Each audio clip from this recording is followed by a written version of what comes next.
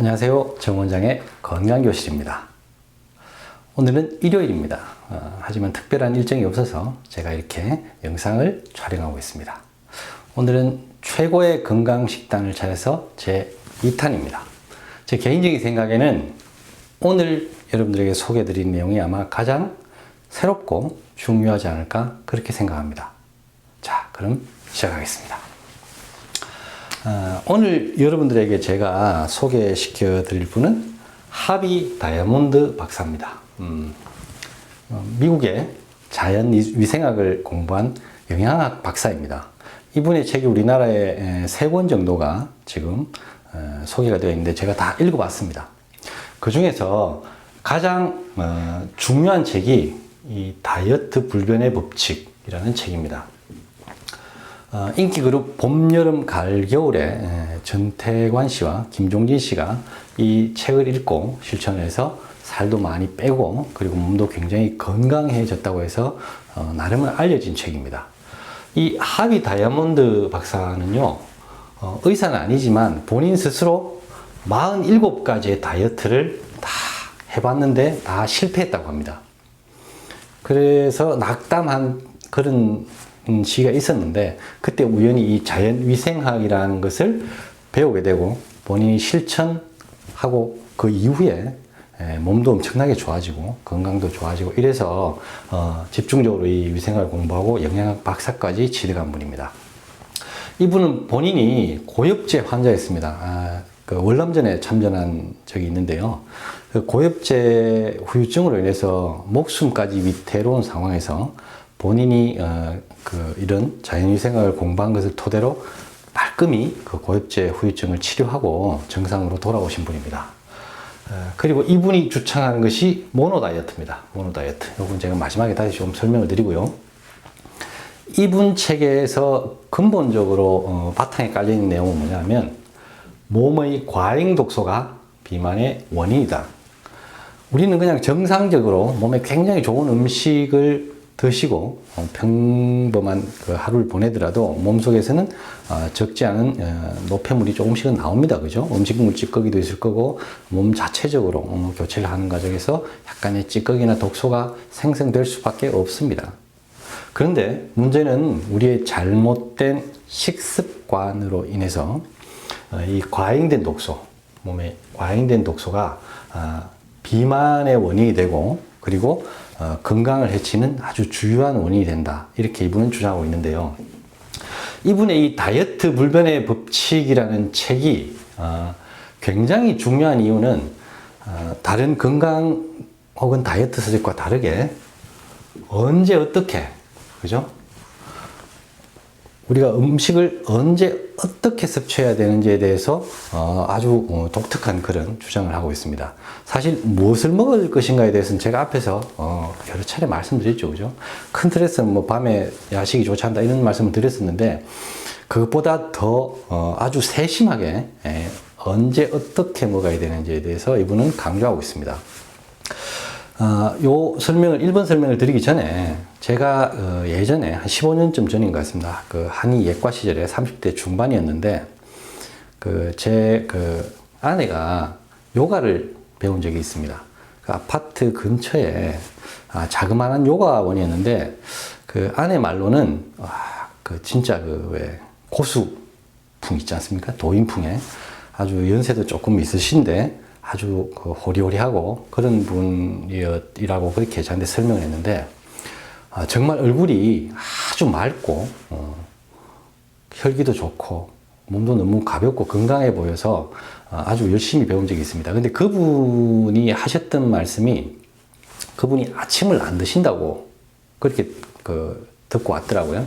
그래서 제가 그 당시에는 그런 데 대한 관심도 지식도 크게 없어서 그게 의미가 있을까? 그게 과연 건강에 좋을까?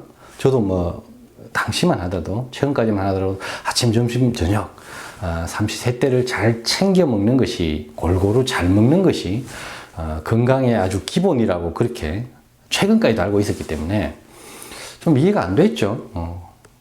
무시할 수는 없는데 본인이 그걸 굉장히 맑고 건강하게 살고 계시니까 무시할 수는 없는데 조금 이해를 못 하고 있었죠. 근데 이 책에서 내용을 다시 만나게 됐습니다. 운명처럼 말이죠. 자, 이분의 그 책에서 자연위생학에 의하면 사람의 몸은 8시간의 주기, 그러니까 하루 3단계를 거치게 된다는 거죠. 자, 알아볼까요? 자, 3단계가 이렇게 있는데 새벽 4시부터 낮 12시까지는 배출주기입니다. 말하자면 우리 몸에 노폐물이나 독소 이런 처리된 그런 찌꺼기들을 배출하는 주기죠. 집중적으로죠. 그리고 낮 12시부터 저녁 8시까지는 섭취 주기입니다. 그러니까 음식을 먹는 시간이겠죠. 그죠? 우리가. 그리고 저녁 8시부터 새벽 4시까지는 동화 주기. 그러니까 섭취한 음식을 토대로 그것을 분해하고 뭐 처리하면서 우리 몸의 에너지로 만드는 그런 단계입니다. 사실 여기서 제일 중요한 것은 배출주기라고 합니다. 그죠?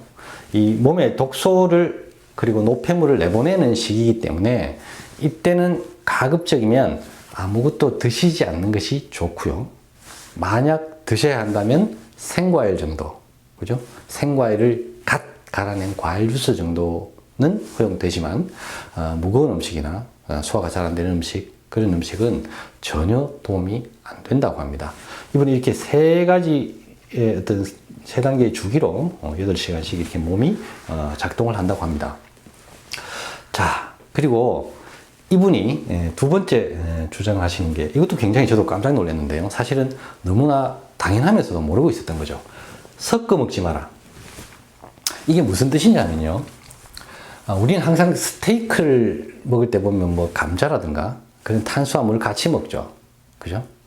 그리고 삼겹살에 공깃밥, 아니면 적어도 밥과 고기를 항상 같이 먹지 않습니까? 그죠? 고기 반찬, 밥 반찬. 근데, 특히 단백질과 육류가 대표적이겠죠? 탄수화물을 이렇게 동시에 섞어서 드시면, 단백질은 산성입니다. 그래서 산성 환경에서 활성화되는 그런 소화 효소가 나오고, 탄수화물은 알칼리성입니다. 그래서 알칼리성을 소화하는데 적합한 소화액이나 소화 효소가 나오겠죠. 그죠? 근데 이 둘이 동시에 만나면 중화가 돼버려서 두 소화 효소가 다 제대로 작동을 못 합니다. 그래서 단백질만 드셨을 경우나 탄수화물만 드셨을 경우보다 소화가 더 어렵고 더 시간이 걸린다는 거죠. 그래서 위나장이 훨씬 부담을 받는다고 합니다. 그죠? 가만 생각해 보면 당연한 겁니다. 그죠? 이런 점을 지적을 하고 있더라고요. 하지만 이때 채소는 상관이 없습니다. 채소는 특별히 소화액이나 효소를 요구하지도 않고요. 굉장히 자연스럽게 소화가 되기 때문에 채소를 섞어 드시는 것은 괜찮습니다. 그러니까 단백질의 채소, 그죠? 탄수화물의 채소는 무관합니다. 하지만 단백질과 탄수화물, 그죠? 특히 고기와 이런 그 탄수화물 요리를 같이 곁들이시면 제대로 안 됩니다. 그죠? 근데 이때 주의하실 것이 과일은 같이 드시면 안 됩니다. 디저트로 드셔도 좋지 않습니다. 요건 저 밑에서 제가 다시 설명을 드릴게요. 자, 그리고 세 번째 내용이 뭐냐면 살아있는 음식을 먹어라. 그러니까 건조되고 가공되고 요리된 음식은 이미 죽은 음식입니다. 그 음식 최초에 살아있을 때 가지고 있는 그 최대한의 메리트 있지 않습니까? 뭐 살아있는 효소부터 미네랄 이런 것들이 이 건조하고 가공하고 요리하는 과정에서 파괴된다는 거죠. 그래서 이런 음식들은 이미 우리 몸에서 흡수하기가 굉장히 어려운 상태로 변질되는 겁니다. 그래서 이분은 가급적이면 살아있는 음식을 먹어라. 그리고 제가 예전에 물에 대해서 한번 설명을 드린 적이 있는데요. 제가 그때 그런 말씀을 드린 적이 있죠. 인간의 몸은 진화를 해오면서 스스로 몸에 물 관리를 했을 텐데 왜 우리 몸이 물이 부족해진 걸까? 저는 이해할 수 없다라고 했지 않습니까? 그래서 그 책을 읽고 인위적으로 물을 조금 마셔주는 것이 좋다라고 이렇게 설명을 드렸었는데 사실 살아있는 음식만 먹으면요. 절대 물이 부족해질 리가 없습니다. 왜냐하면 과일이나 채소에는 70~80% 이상의 수분이 포함되어 있거든요. 그리고 몸에 가장 적합하도록 만들어진 최상의 수분이 있는 거죠. 그래서 여러분들이 만약에 건조된 과일을 드시고 물 드시는 거랑 아니면 생과일을 드시는 거랑을 비교해 보면 생과일을 드시는 것이 몸에 훨씬 유익합니다. 건조 과정에서 이미 많은 변화, 변질이 있게 되는 거죠. 그렇기 때문에 여러분들은 가급적이면 살아있는 음식, 그 생과일, 생채소라든가 이런 것을 즐기시는 것이 굉장히 건강에 도움이 됩니다. 자, 이해되시죠? 그리고 이 네 번째를 제가 말씀을 드릴 건데, 이분의 주장대로 하면 이 사실입니다. 소화에는 의외로 굉장히 많은 에너지가 필요합니다. 또 음식별로 다릅니다. 과일이나 채소는 거의 에너지를 쓰지 않고요. 탄수화물이 그 다음으로 많은 에너지를 쓰고, 그리고 육류, 단백질, 지방은 훨씬 더 많은 에너지를 씁니다. 그래서 보통 과일이나 채소는 굉장히 빨리 소화가 돼버리죠. 그죠? 금방 배가 고프잖아요. 근데 탄수화물은요, 한 25시간에서 한 30시간 정도 걸립니다. 그냥 하루 정도 조금 더 걸리게 되겠죠. 그죠? 우리 몸에서 처리가 돼서 화장실로 보내는데 말이죠. 근데 육류, 특히 단백질 같은 경우에는요, 그 2배가 걸립니다. 거의 한 2, 3일이 걸립니다. 그만큼 소화가 어렵다는 뜻이죠. 그죠? 근데 이때 우리가 한번 생각해 봐야 될 굉장히 좀 비상식적인 우리의 문화가 있습니다. 뭐냐면, 우리가 몸이 안 좋거나, 뭐 스트레스를 받거나, 뭔가 조금 컨디션이 좋지 않을 때는 입맛이 떨어지죠. 그죠? 저는 그렇습니다. 식욕이 떨어집니다. 그래서 음식이 잘 땡기지 않거든요. 그게 뭐냐면, 몸에서 많은 에너지를 이 회복이나 치료로 쓰기 위해서 소화 기능을 약간 위축시킨 겁니다. 근데 이때 우리 단순한 생각에 몸에 좋을 것 같은, 몸에 좋을 거라고 우리가 생각하는 그런 음식들을 억지로 먹이죠. 꾸역꾸역, 그죠? 뭐 사골곰탕에 족발에 갈비 이런 거 먹고 힘내라고 막. 근데 사실 그런 거 드시고 나면 몸이 더 무겁지 않나요? 더 졸리고 에너지들이 위나 장으로 다 몰려버리거든요.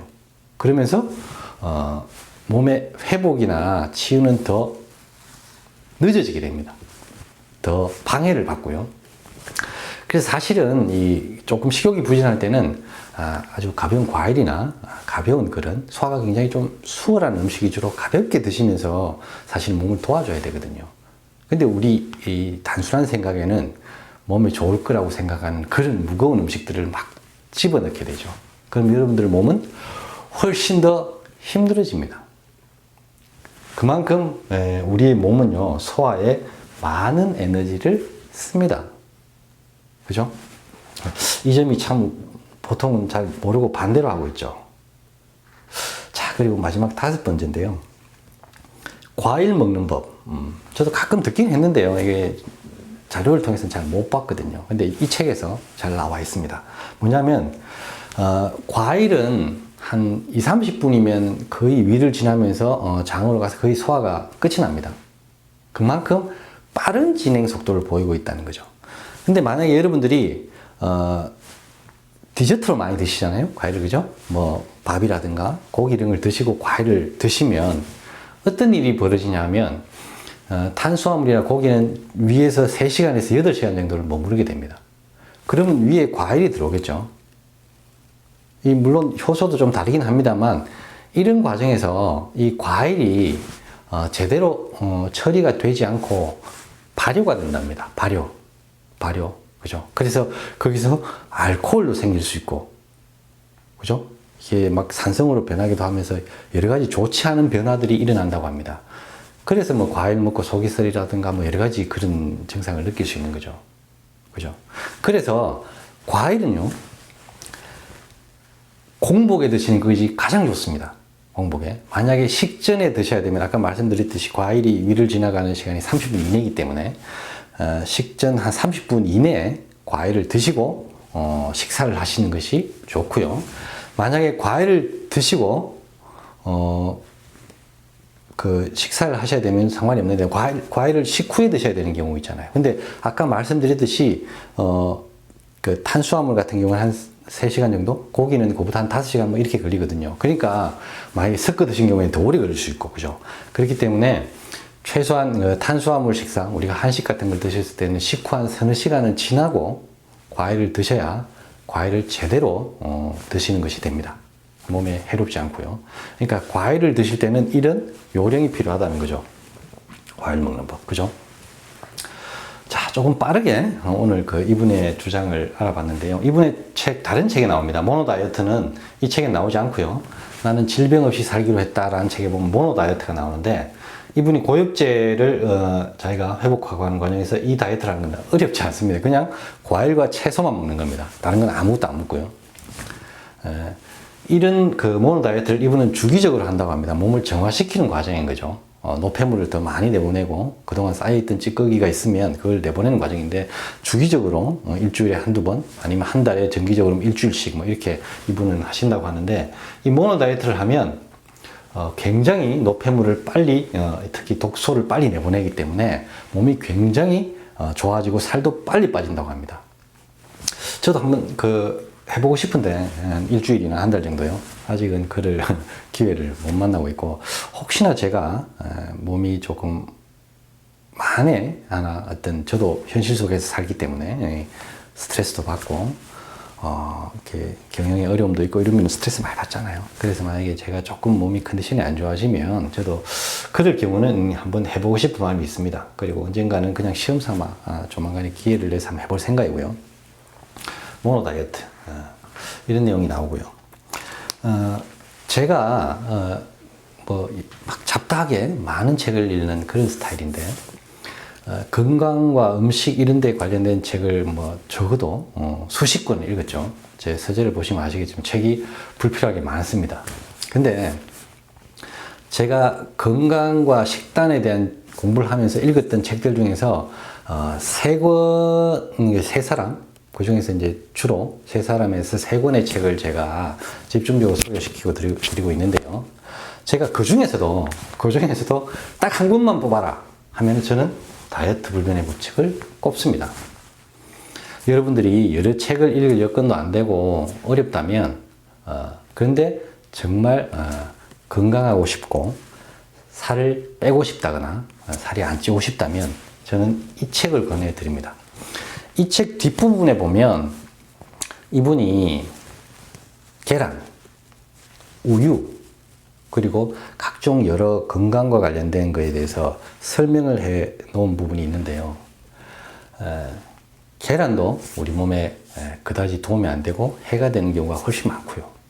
우유는 정말 저도 제 앞 영상에서 우유의 위험성을 얘기했지만, 사실은 덕보다 실이 훨씬 많은 음식입니다.